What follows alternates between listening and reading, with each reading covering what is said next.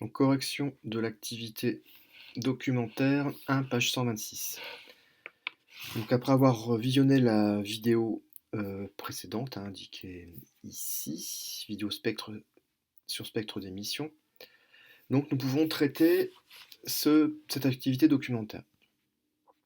Donc, il est rappelé ici que là, il y a une relation directe ici, quand on écrit cette relation, delta E égale HF, c'est bon, une formule de physique qui veut rien dire comme ça, mais en fait si, ça veut dire que l'énergie des photons, donc les photons c'est des grains de lumière, est directement liée à la couleur de ces grains de lumière. Voilà, c'est ça que ça veut dire. Et donc ça, voilà, le document 2 veut dire ça. Hein, l'énergie d'un photon et la couleur de la lumière émise par ce photon sont liés par cette formule. Deuxième chose, l'énergie que peut prendre un atome, et donc les atomes peuvent avoir des niveaux d'énergie différents. Et quand quelque chose envoie de la lumière, c'est que cet atome envoie un photon, et donc il perd de l'énergie. Mais il ne peut pas perdre de l'énergie de façon aléatoire. C'est seulement différents niveaux d'énergie sur lesquels il peut se positionner. Par exemple, il peut passer de 12,40 électronvolts, ou 10 puissance moins 19 joules, à 7,84 10 puissance 10 moins 19 joules. Et ça correspond à une certaine couleur. Et donc, document 1, ce que ça nous donne que par exemple, le mercure, quand on vient donner de l'énergie à des atomes de mercure, quand ils vont retomber à leur niveau d'énergie principale, ils vont pouvoir passer de, par exemple, de E6 à E2, etc., etc. Mais toutes ces combinaisons-là peuvent nous donner finalement que 4 raies d'énergie. Une à 405, une à 436, une à 546 et une à 578. Donc la première question ici, s'approprier. Donc à partir du document 1, indiquer les longueurs d'onde des deux raies les plus intenses du spectre du mercure. Donc les deux raies les plus intenses, on voit bien que c'est celle du milieu ici. Donc les longueurs d'onde, on peut les lire plus facilement sur le diagramme d'en dessous. Donc c'est 436 et 546 nanomètres. Donc on vient noter ça ici.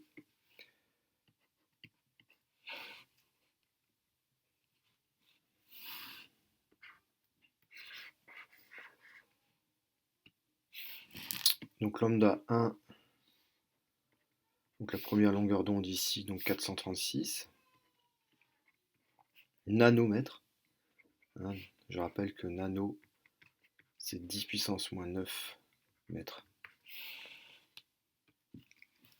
Donc, et lambda 2 égale 546 newton-mètres. Question 2. Donc 2A. Déterminer l'énergie du photon émis lors de la transition 1 du document 3. Donc l'atome hein, qui passe donc du niveau, donc on est ici, j'agrandis un petit peu, donc il passe du niveau E5 au niveau E2. Le niveau E5 a une énergie de 12,4 10 puissance moins 19 joules, et E2 on est à 7,84, toujours 10 puissance moins 19. Donc bon, la différence entre les deux, hein, l'énergie qui sera donnée ici, donc E1 on peut l'appeler, ça sera 12,4 moins donc 7,84 j'ai dit. Bon, tout ça évidemment c'est en 10 puissance moins 19 joules. Donc ce qui donne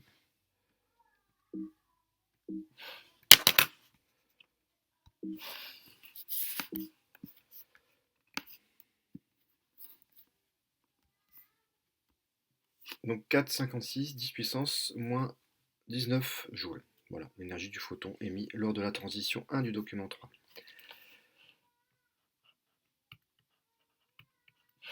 On déduit la longueur d'onde dans le vide du rayonnement émis lors de cette transition. Donc, comme je le notifiais tout à l'heure, on a une relation directe entre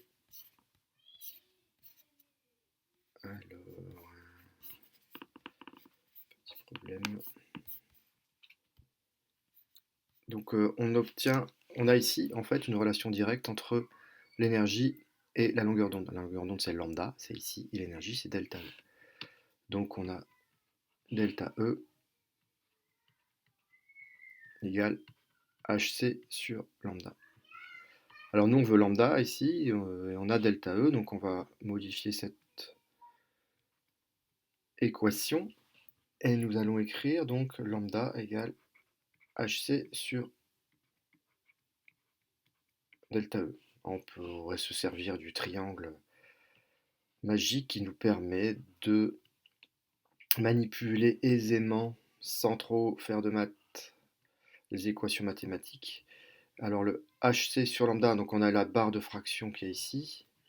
Donc comme on a une barre ici, voilà, on met le hc en haut et le lambda en dessous à droite ou à gauche, ça fonctionne, les deux fonctionnent. Et delta E, donc delta E qui est ici, donc est égal à hc sur lambda, et lambda est égal aussi à hc sur delta E. Lambda égale hc sur delta E. Dans la formule, on peut soit mettre hc sur lambda, soit hc sur delta. Bref, donc l'application numérique à n, ça donne que la longueur d'onde, c'est h, alors c'est la constante de Planck, 6,63 10-34 joules seconde, et oui, c'est particulier. On doit multiplier donc ça par c, alors on va bouger un petit peu tout ça, pour avoir un peu plus de place. Alors joules seconde, c'est peut-être pas la peine de les marquer, ça prendra la place. Fois c, c étant la vitesse de la lumière, donc 3 10 puissance 8 mètres par seconde, et on vient diviser par l'énergie qu'on a obtenue tout à l'heure, donc 4,56 10 puissance moins 19 joules.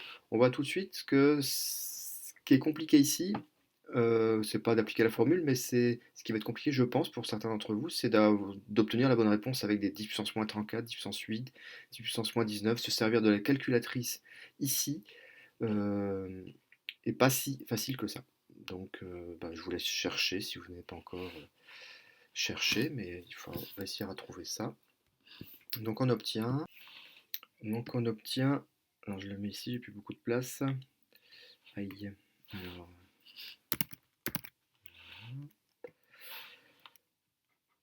donc lambda égale, décidément.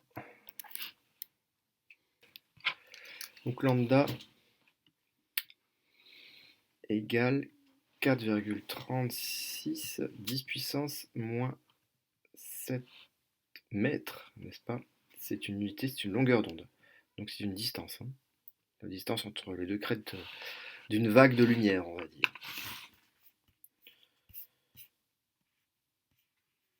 Identifier sur le document 1 l'arrêt de Mercure associé à cette transition. Alors, quel est l'arrêt de Mercure associé à cette transition? 436 10-7 mètres.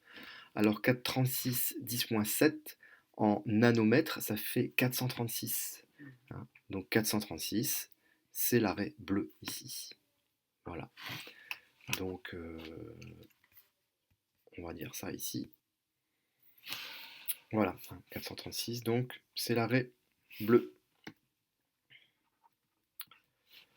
Donc on s'intéresse à l'arrêt du mercure de longueur d'onde dans le vide, lambda égale 546 nanomètres. Calculer l'énergie delta E du photon émis associé à cette longueur d'onde. Donc là on se resserre de cette formule-là, delta E égale hc sur lambda, mais qu'on utilise maintenant dans sa première forme. Donc hc sur lambda, donc H c'est 6,63 10-34, je ne le renote pas ici, vous pouvez le stocker dans votre calculatrice à la lettre H. C c'est 3 10 puissance 8, vous pouvez le stocker dans votre calculatrice à la lettre C, c'est pas ridicule avant d'aborder ce chapitre. Et donc on n'a qu'à introduire le lambda ici, 546 nanomètres, donc sur 546 10 puissance moins 9 mètres. Attention, c'est bien des nanomètres, donc il ne faut pas omettre les 10 puissance moins 9 mètres. Donc on obtient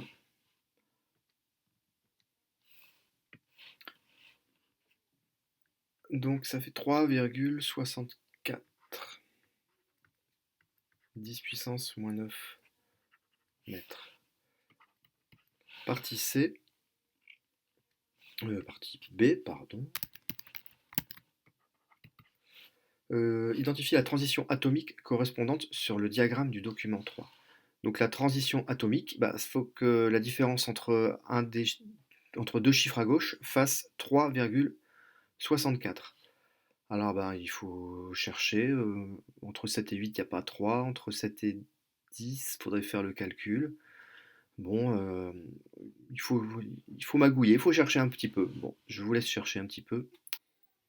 Donc on trouve qu'entre 12,4 et 8,75, hein, si on fait ici le delta E ici,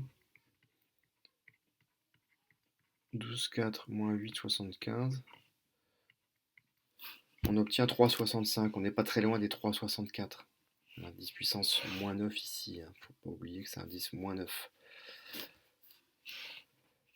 Donc on obtient, bon, allez, pas loin de 3,64.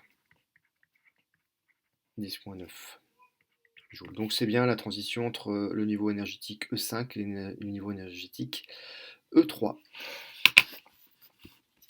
Voilà, fin de correction de l'activité documentaire 1, page 126.